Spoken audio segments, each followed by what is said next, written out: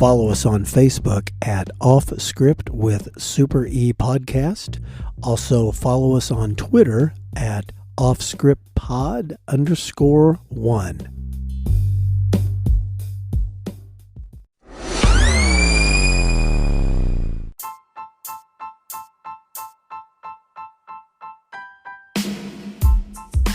Off Script with Super E recommends listener discretion, as these real but sometimes uncensored stories can be filled with mature content.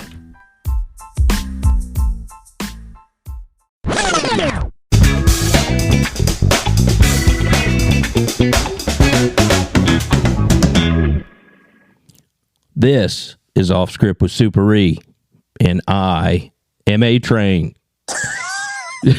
What'd you think of that, Super E? That was pretty good. I pictured you on top of a mountain. Yes, I am A-Train, A-Train, A-Train. Super E, what's going on? Not much. Just chilling out here. Out at the farm? Yeah, had to go to the dentist the other day. Was in a hurry. Yeah. Had to drop off the 10-year-old babysitter. Get 50 yards down the road, a tree had fallen in the road. Oh. Yeah, so we had to call the farmer who owned it. He came there lickety split. They have tractors that will do anything. He brings out one of these small little dozer type things. It's got these great big jaws on it. And just picked the tree up and moved it over. You know what we'd have done? We'd have gone out there with like a hatchet and trying to chop it up into little pieces. Drinking a whole bunch of Mountain Dews trying to get at it. We're all hopped up on Mountain Dew, chopping up a tree with a hatchet.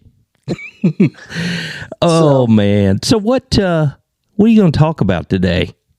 Well, today I'm going to talk about how as undercover officers and police officers, generally we get fooled a lot. Even though we think something's up, if the suspect keeps talking long enough, sometimes we'll believe they're bullshit. And I'll give you an example of what happened to me.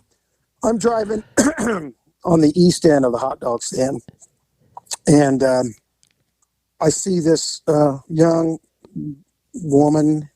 I thought she was like in her 20s, the way she was walking.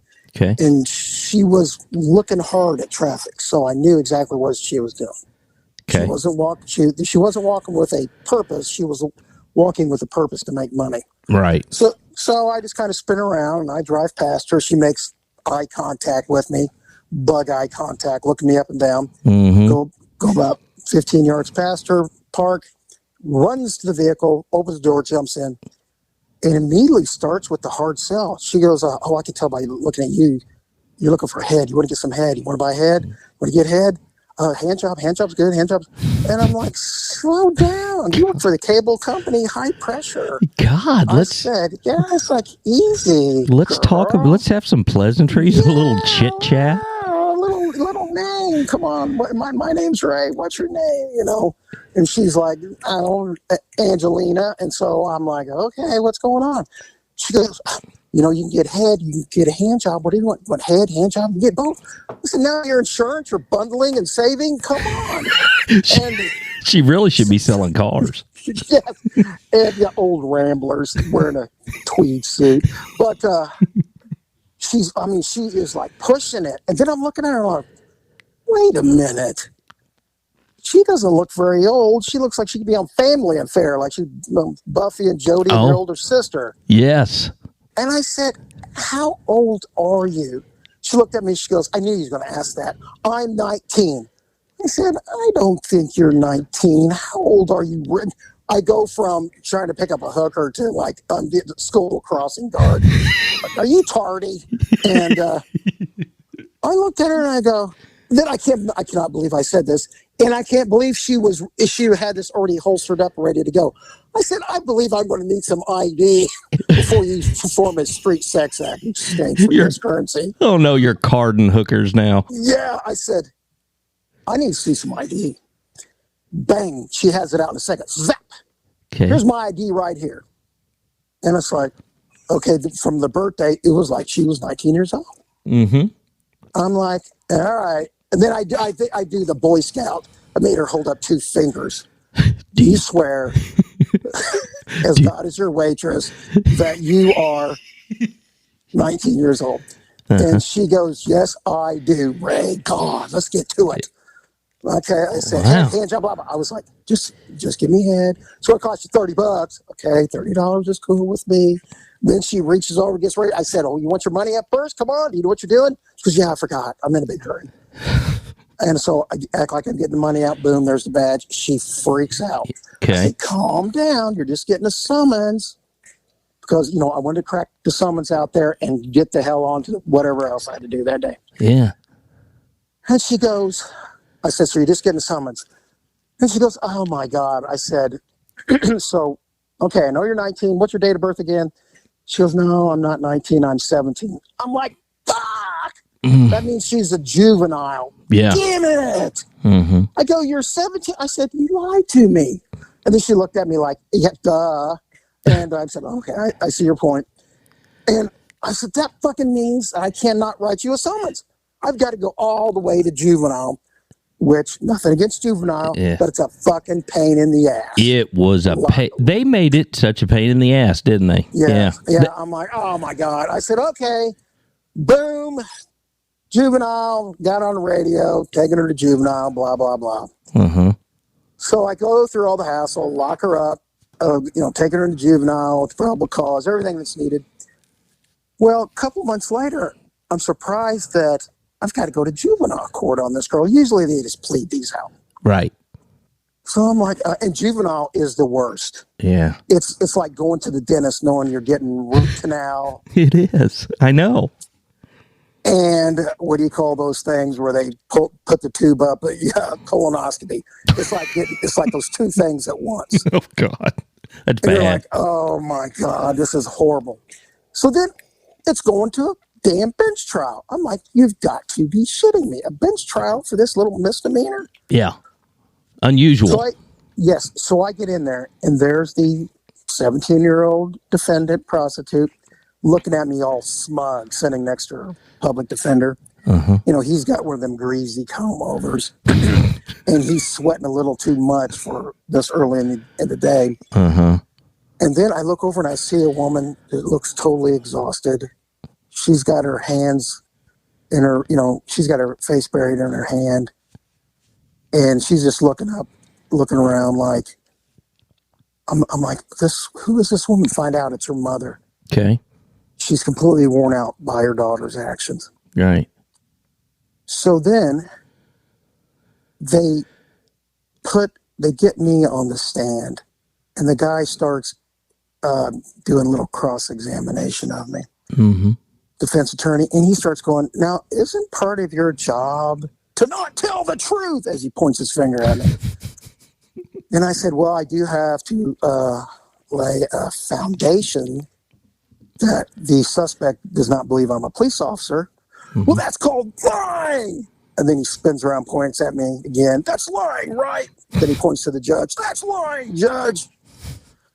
And I go, well, it's not very beneficial as soon as the suspect gets in the car to go, by the way, I'm a policeman and I'll arrest you if you agree to it.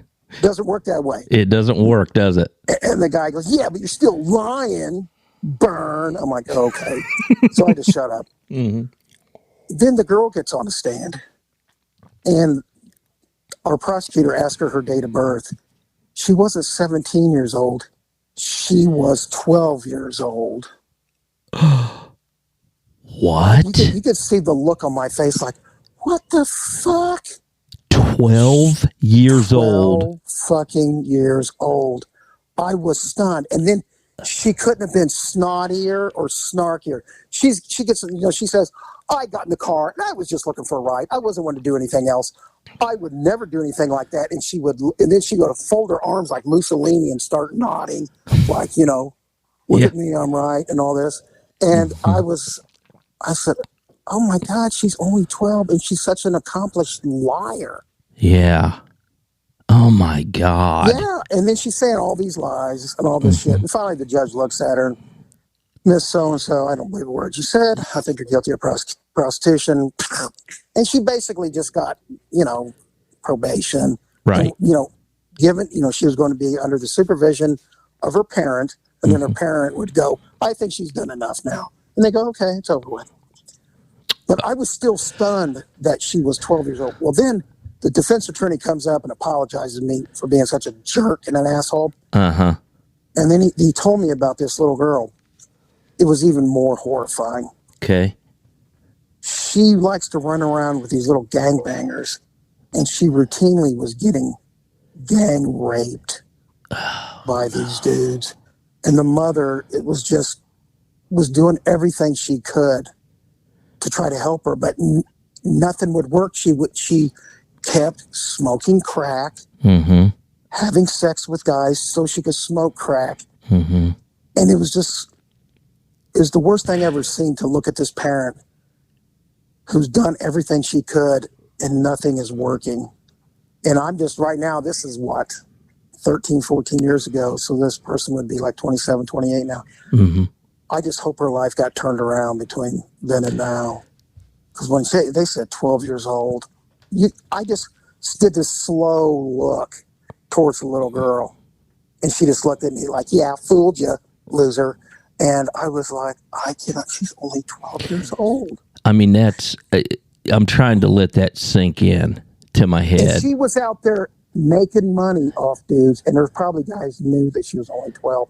That was probably a selling point for some of these guys. Absolutely. I mean, that was frightening. I mean, let's just talk about that. How tragic that is. That this 12-year-old little girl is at a point already in her life that she is so desperate, she is going to go walk the street and have sex with guys for money. I mean, it's just tragic. And the thing is, there's so many predators out there. Yeah. That without even a second thought would snap her neck. Especially maybe if some of them found out she was only 12, I don't want to get myself in trouble, then kill her, not think twice about it, dump her body like she's trash. Exactly. I mean, that breaks my heart. That's why that mother, her parent, was probably so exhausted from worry and worrying about her. Right. That she basically almost had no more to give. Yeah. I mean, you could just see that on her face. It was distressing me. Yeah. I mean, I bet, the shock of hearing she was 12 and then hearing the details about, what she'd gone through, before that from the defense lawyer. Okay. So you're out there doing your job. You get this little girl off the street, she gets into the system, and I think a lot of listeners out there are probably saying, well, the judge should have ordered counseling, or something further than here's probation, you're getting released back to your parent. I guess where I'm going with this is everybody always kind of lays the blame of everything on the police. Like they're the ones that are supposed to solve all the problems. We've got a job to enforce the law, which you did.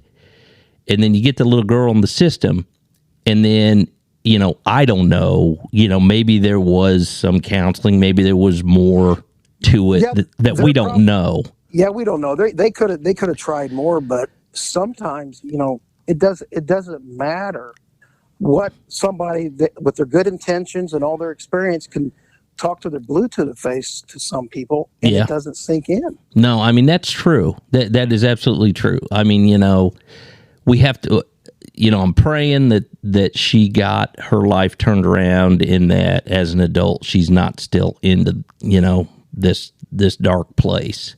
Yeah, that's what I'm praying myself. But who knows, huh? I mean, it's, right. Who knows? Okay, so this defense lawyer, who he was a jerk, but he was doing his job. He was, trying to defend his client. But it was at least cool after court that he talked to you and apologized and said, hey, this is the situation. I mean, so let's talk about this. So she was running around with these gangbangers and getting, gang raped, in essence. And do you think she was out on the street to support her drug habit? Or do you think these guys were pressuring her to go out on the street? Do you have, I know you don't have specifics, but what's your gut tell you? My gut tells me that those are two very good possible theories, or it could be a combination of both. Because crack, they would do so much for crack. They had to have it. Right. That's, of course, that she would be out there. But also, there are guys out there that exploit these women's drug habits for their own benefit and profit. And it's very easy to think that these guys were like, okay, you need to bring us at least $100 a day. Yeah. Yeah. You need to bring us $100 a day. I mean, that's a very good possibility.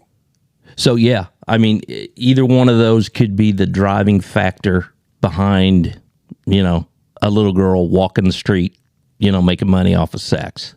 So let me just say one other thing. So, again, we've talked in the past, about, okay, vice. Some people are like, oh, prostitution should be legal, blah, blah, blah. But we've also talked about how when you encounter somebody or you arrest somebody, it leads to something else. The importance of the whole information and this and that on these vice investigations. On this one, I mean, you at least got her in the system, and right. got her off the street at least for that day. Maybe, like you said, maybe the next guy that picked her up was going to snap her neck. Yeah, you know what? Like I said, these predators, they're diabolical in how they plan stuff out and do all this stuff. Right. And I mean, they would stalk her. This is what I've seen them do in the past. They would stalk a certain girl or girls out there. They know where they're at, everything. So they would see somebody like her. She was small. She looks very vulnerable, an easy mark. And she was so motivated to get drugs that she was throwing all safety and caution to the wind. Right, right. Man, that is so sad, isn't it? Yep. Here's the deal. We don't know, what became of this young lady. But I can tell you at least on that day that you locked her up, you might have saved her life at least for that one day, Super E. Exactly. That one day, because you never know who was coming in, rolling up behind me, what they had in mind. Exactly. That's exactly right. Mm-hmm. Oh my gosh. Well, man, that was a really good story, even though it was very, very sad. But it's happening, and it happens in our city that we were in. What's happening in other cities like Chicago, New York, Los Angeles. Everywhere. I Everywhere. mean, as long as there's, predator type guys out there that are, going to pay for that. And it's very, very sad. Wherever there's drugs, there's going to be prostitutes. There's going to be money. There's going to be victims. Exactly. Well, I appreciate you sharing that with us. No problem. I think the listeners, it wasn't one of our lighthearted ones, but I think they want to hear that kind of stuff. And I think it's kind of one of the reasons for our podcast. We're trying to, educate the average person on what really is going on out there. Exactly. What's happening? What actually happens? Exactly. Okay. Well, you want to make a fart noise or something so everybody can laugh? No. We're just going to leave it on a somber note and let them think about it. Okay. Well, thank you very much for that, Super E. We appreciate it. Take care, A-Train. Okay. Listen, guys, keep listening. We're going to be back. Bye.